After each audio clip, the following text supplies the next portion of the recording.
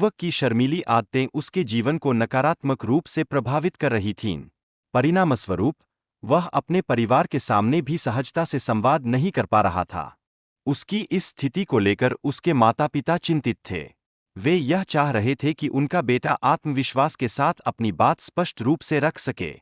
एक दिन युवक की बढ़ती हुई शर्मिंदगी ने उसे आत्महत्या के विचारों की ओर धकेल दिया। इससे उसकी मानसिक स्थिति और भी बिगड़ गई और संकट गहरा हो गया। इस गंभीर परिस्थिति में एक बौद्ध भिक्षु ने युवक से पूछा कि वह अपने जीवन को समाप्त करने का विचार क्यों कर रहा है। उन्होंने जीवन के महत्व को समझाने का प्रयास किया। युवक ने अपनी शर्मीलापन की समस्या साझा की, जो उसे दूसरों से बात करने में रोकती थी। उसने बताया कि लोग अक्सर उसका मजाक उड़ाते हैं, जिससे उसका संकोच और बढ़ जाता है। भिक्षु ने युवक को समझाया कि आवश्यकता से अधिक शर्माना मूलतः डर का संकेत है। उन्होंने स्पष्ट किया कि डर का सामना करने से ही व्यक्ति अपने संकोच को दूर कर सकता है।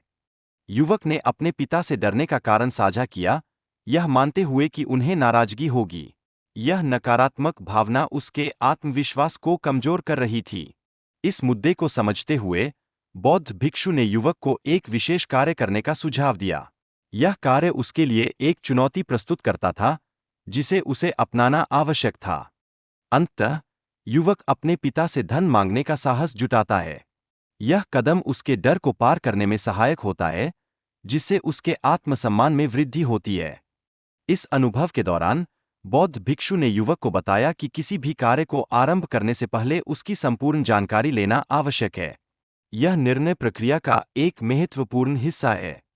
जब युवक ने अपने पिता से धन वापस किया, तब उसने उनके समझदारी और समर्थन को महसूस किया। यह अनुभव उसके आत्मविश्वास में अभूतपूर्व वृद्धि लाने वाला साबित हुआ। युवक ने बौद्ध भिक्षु के मार्गदर्शन के अनुसार कार्य पूरा किया और अपने सवालों के उत्तर की प्रतीक्षा की। यह प्रक्रिया उसके विकास का एक महत्वपूर्ण चरण था। हालांकि युवक ने पहले मूर्ति की साधारणता पर संदेह व्यक्त किया और सोचा कि इसे बेचने के लिए उसे सोने के सिक्के मिलना कठिन होगा। भिक्षु ने उसे सलाह दी कि अपने डर को दूर करना आवश्यक है और कहा कि समाधान केवल काम समाप्त करने पर ही मिलेगा। युवक ने मूर्ति को बेचने के लिए बाजार में आवाज लगाई, लेकिन प्रारंभ में उसकी आवाज सुनाई नहीं दी, जिससे कोई ग्राहक नहीं आया। बाद में उसने मूर्ति की विशेषताएं बताना शुरू किया, जिससे लोगों का ध्यान उसकी ओर आकर्षित हुआ और बिक्री में मदद मिली। लोगों ने मूर्ति की विशेषताओं को जानकर उसे खरीदने की उत्सुकता दिखाई। इससे मूर्ति की कीमत में वृद्धि हुई, क्योंकि यह समस्याओं के समाधान का प्रतीक बन गई। युवक ने मूर्ति की बिक्री के दौरान आत्मविश्वास से अपनी बात रची। इस प्रक्रिया में उसके मन का डर समाप्त हो गया और उसने अपनी भावनाएं खुलकर व्यक्त की। अंत में गुरु ने युवक को बताया कि असली समाधान उसके भीतर ही निहित है।